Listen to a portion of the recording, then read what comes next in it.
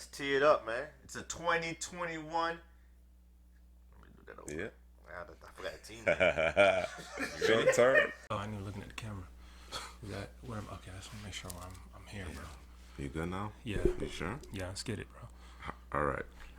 You ready? You ready for this? Hello, audience. 2021 Cleveland Browns draft recap. I'm going to give a draft grade at the end. I am CPGM Headley, CPGM Juice here. Couch Potato General Manager is a YouTube channel. CouchPotatoGM.com is the website. Under a little maintenance, we're going to have it ready for July. Mm-hmm. And we're doing all draft, man. We're doing 2022 draft. Yes. It's 2020. I did a lot of 20. Yeah. There's a lot in there. 22. You got it, though. I can't say 2022. It's hard. I'm having a little trouble with it, too, bro. But we got time to get it right. We got a little time to get it right. NFL draft. We got a lot of content out there, man. But we're going to start with the Cleveland Browns. I'm just going to say it off the top. Yeah, man. go ahead, bro. They killed the draft, man. Yeah, I second that. I second the motion that the Browns killed the draft. Andrew Berry, that's the name of the GM, right? Yeah, I seen mean, him with the baby wearing. You seen him out there? Oh, he was on it. He's he had wearing the the baby. Okay. Oh, he nice. He just multitasking out there, huh? Nice. No. I mean, he got it off started right. You know, they had a later first round pick. Greg Newsome, the corner out of Northwestern, with the 26th overall pick. Depending on your flavor or how you had the corners ranked, he was among those top 4 guys that we definitely had pegged for the first round. One of my favorite follows on Twitter, Damian Parsons, he used the term oily hips. Yeah. You know what I mean? And when I told you about watching him, you had a great comp for a guy that we considered our cornerback 1 several years ago in Jair Alexander. Yeah, I compared him to him because of those oily hips that you talk about. The feet and the hips match. It's the swagger, you know? Yeah, man. I love the swagger out there. These guys are not big guys. They're not the Carlton Davises of the Sure. world, the J.C. Horns of the Right. world, but just the hips, the feet, being in phase with the receiver, mirror, you know what I'm saying, one-on-one. They can handle inside, outside. So, yeah, man, Greg Newsome, he's probably one of my favorite corners in this class. He wasn't my number 1, but just Sure. watching him on tape and the mentality, the Absolutely. intensity he brings, man, definitely a great pick for the Browns who, you know, dealt with a lot of injuries last year. Greedy Williams and such. Denzel Ward probably missed a couple games. So, you know, Greg Newsome missed a couple games. So, whichever corner is healthy out there, y'all going to go be out there for the Cleveland Browns, man, and they're going to shut down opposing receivers. Exactly. They basically just said we're going to throw a bunch of talent at it. You know, whoever's healthy enough to suit up on Sunday, that's who we're going to run out there. The question is, I don't know what to make of the Greedy Williams situation. Denzel Ward obviously has played, but he hasn't played a full 16 game. We're moving to 17 games. He's always been kind of a slighter build. Newsome obviously has some concerns from that perspective, but the talent was just too rich at this point in the draft to pass on one of the few positions that they needed to address their depth. So excellent pick there in the first round. In the second round, so Newsome is your guy, right? This is my guy. Gotcha. Everybody calls him JOK. That's Jeremiah Owusu-Koramoah. Best linebacker in the draft as far as I'm concerned. I'm taking him over Micah Parsons. Now, with that being said, 2 very different players. You're asking them to do different things.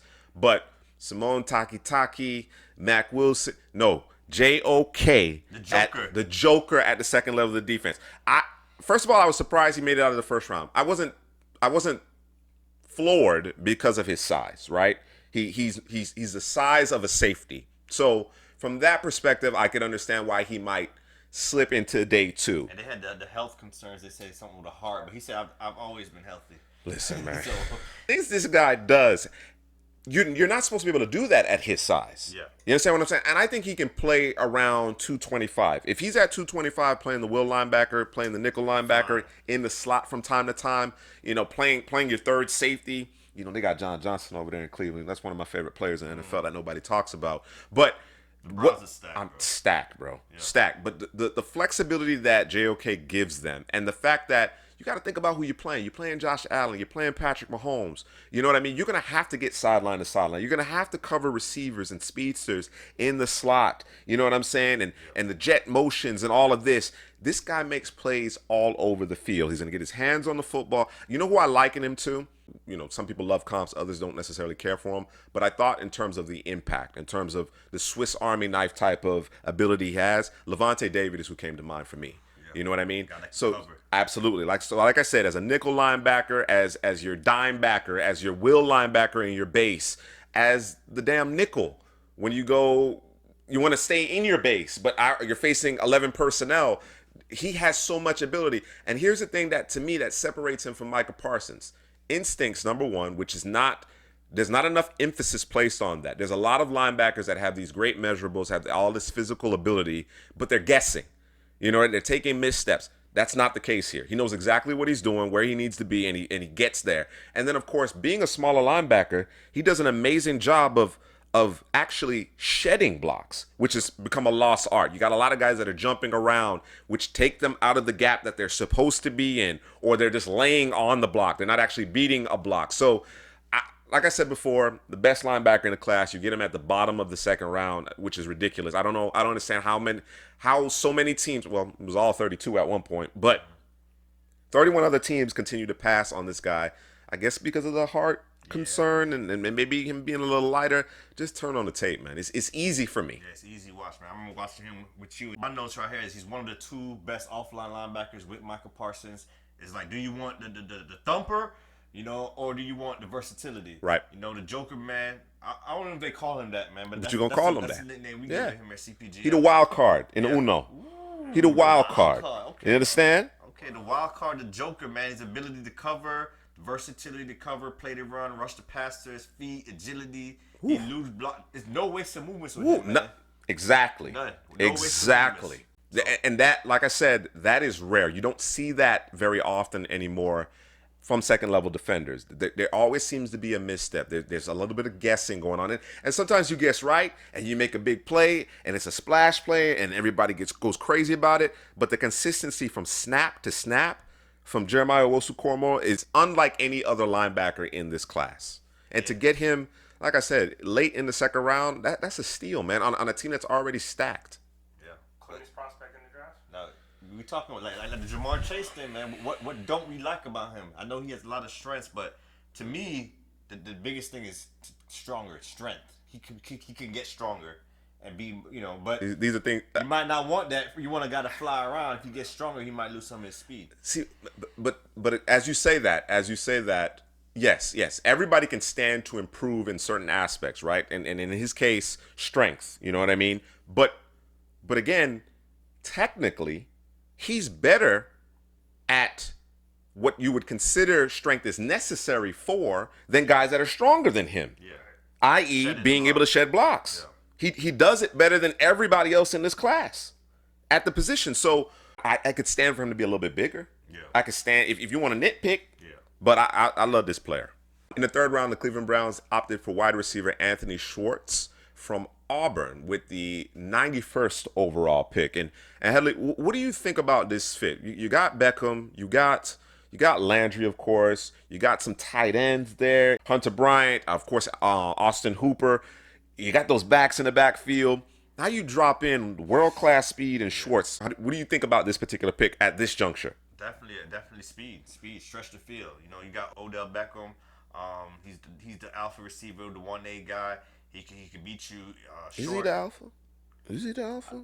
Landry an alpha too now. Alpha in terms of personality for Landry, but in terms of talent, I think Odell Beckham Fair enough. is the best receiver on the roster. He beats you short, medium, deep. Landry eats up the middle of the field, and you have this Schwartz that just get him in space, the jet sweeps, the ghost motions, the flies, open up everything else. Bubbles, everything. Yeah. They don't have to use this guy for him to have an effect on the field. Absolutely. For everybody else. So, to me, he plays like a Will Fuller role. I think Will Fuller is probably a more complete guy polished. Coming out, more polished. But that's the role that you probably want to see Anthony Schwartz in. Yeah, send him vertical, once or twice a quarter to stretch and break the back of the defense, and then get him going horizontally, get him touches in the jet sweep, as you mentioned, the bubbles. Just get him opportunities to be a ball carrier and show some of that world-class speed. My only concern here, or rather it's not really a concern because, again, this team's roster is filthy. This is a luxury pick. This is absolutely a luxury pick. And assuming they have a plan for him, it could turn out to be a difference maker. You know what I mean? Because, again, with that type of speed, you can score from anywhere on the field. The issue I have with Schwartz in particular as a prospect is that he's not polished. There is no polish. Needs some route running. Yes. He's not that guy that's going to say, hey, beat this guy on the outside one-on-one, get open. That's not his role. No. You have Landry, you have Odell Beckham for that. What I will say is that I think he does a good job of consistently catching the ball with his hands. But the idea is to simply get the ball into his hands. First of 2 4th-round picks, the Cleveland Browns selected James Hudson, offensive tackle from Cincinnati, Senior Bowl participant. And I asked you before this particular video, what's your thoughts on James Hudson? Quick off snap, quick feet, get to the second level. If you look at it in a vacuum, be like, maybe a reach. But if you look at him in that offense and what the Cleveland Browns like to do, that zone scheme with Stefanski, Chubb and Hunt on that zone scheme, you want a guy that can get to the second level, open up those holes, those cutback lanes. So he fits perfectly in the offense. I'm not sure. He's not going to start right away. No, of course not. Definitely. You got Conklin and Wills out at the tackles right now, so you're good. He's going to be your swing, though. He's going to be your swing. And I think he does have the upside to be a starter. He actually was a defensive lineman. He was recruited to Michigan as a defensive lineman, transferred to Cincinnati, and he's been, doesn't have a ton of experience starting, but he's been very effective. And when I watched him in Mobile, you saw the athleticism. You saw the as you mentioned, the quickness in his feet. He would get out there in his pass set really quickly, and it's a violent punch. Yeah. It's a shock to the system that a lot of those edges they just weren't ready for. Like when the ancient one hits what's his name, Dr. Strange, and his spirit body comes out of it. That's what I saw with this punch from him. Now the problem with that set that he does, which he does very quickly and effectively, sometimes he'll overset, and he's susceptible to an inside rush. So he has to clean that up. I watched him in particular when he was facing with Azeez Ojulari. He did a really good job against him before dismissal from that game for targeting. We got offensive lineman being called for targeting. That's ridiculous. Anyway, I think this is an excellent pick as well. And, of course, a strong Senior Bowl showing really had him climbing the board. So you get your swing tackle in there. There's your depth. And like I said, long-term, I think this guy can turn into a quality starter. Second of the 2 4th-round picks, Tommy Togiai, defensive tackle from Ohio State. Yeah, I look at him as a power player. That motor, yes, runs hot relentless, all the time. Relentless. He doesn't have all those pass rusher moves, but, he can improve his hand usage, a rotational piece. I know they lost Sheldon Richardson this offseason. They need some penetration from the inside. So hopefully, this guy could provide some depth for that. You hit the nail on the head. He's going to add depth to the interior of that defensive line, keep them fresh, keep after, like I said, the Josh Allens, the Patrick Mahomes. In the AFC, you're right. You're right. That motor is what's so effective. I think he does a great job of finding the football. You understand what I'm saying? His eyes are always working. He doesn't necessarily have the athleticism to always get there, but he seemingly always knows where the ball is, and it puts him in a position to be effective in limited bursts. You know what I'm saying? So, again, you dropped him in there. Very, very highly recruited guy. I think he was the high school footballer player of the year in Idaho, and he went to Ohio State, and over the last couple of seasons has gotten more burn. He's actually had a little sack production, but that's not his forte. That's not his forte. And this Browns roster is stacked. Yes. It has pieces everywhere. I think the one area where they could get better at is penetrator inside. Sure. For a rotational guy, you got to expect that they see something in Togiai that leads them to believe that he has the opportunity to be a starter eventually. To select a guy that you think is that doesn't necessarily offer a ton as far as pass rush, early day 3, you got to expect that there's more meat on the bone, that there's another level to get to. And again, considering how highly he was touted coming out of high school and the flashes we've seen, we may still yet see the best out of him. He did 40 reps on the bench press as well. So you mentioned how strong he is. It's clear how strong he is at the point of attack. So another quality pick there by Andrew Berry. In the 5th round, the Cleveland Browns selected Tony Fields, linebacker from West Virginia. Now Fields started his career in Arizona, and he was a grad transfer in West Virginia. When I watched the tape on Fields, and I want to get your thoughts, another Senior Bowl participant, by the way, I like the player I saw at Arizona more. And maybe it's because it's a Big 12 situation, and they got him playing out of position. They had him playing at the mic, blitzing downhill, and he is clearly a will linebacker. He's not very much bigger than Jeremiah Owusu-Koramoah. He certainly doesn't have that skill set, but he can run. He can get sideline to sideline, and he finds the football. He's around the football a lot. Again, struggles with engaging and disengaging. He'll do some guessing from time to time, but his ability to play in coverage, whether it be man and zone, I think is noteworthy. And then, of course, he has a lot of experience, a lot of starts under his belt. As a freshman, he led Arizona in tackles, and I think that was the first, or he had the most tackles by an Arizona Wildcats player in about 20 years. Yeah. He was second in the FBS among freshmen in tackles. So again, when I watched the tape, Fields looked like a different player in Arizona. He was more aggressive, more decisive in terms of what he did. When he went to West Virginia, there seemed to be a little bit more guessing when they were playing him out of position. So he could be a bit of a steal in the 5th round as well. Yeah, I was looking at him as a steal also because it's a tale of two different tapes. Yes, absolutely. Sometimes you see him, he's decisive, he's downhill, he's always around the football, shoots gaps, he can do everything.